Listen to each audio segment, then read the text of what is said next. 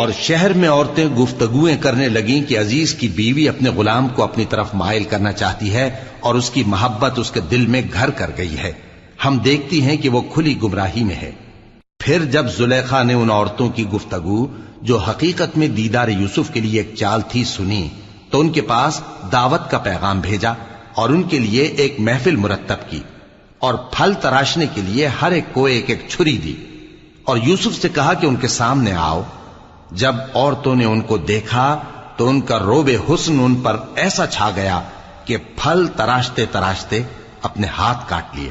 اور بے ساختہ بول اٹھی کہ اللہ پاک ہے، یہ آدمی نہیں، یہ تو کوئی بزرگ فرشتہ ہے۔ زلیخا نے کہا تو یہ وہی ہے جس کے بارے میں تم مجھے تانے دیتی تھیں، اور بے شک میں نے اس کو اپنی طرف مائل کرنا چاہا مگر یہ بچا رہا، اور اگر یہ وہ کام نہ کرے گا جو میں اسے کہتی ہوں تو قید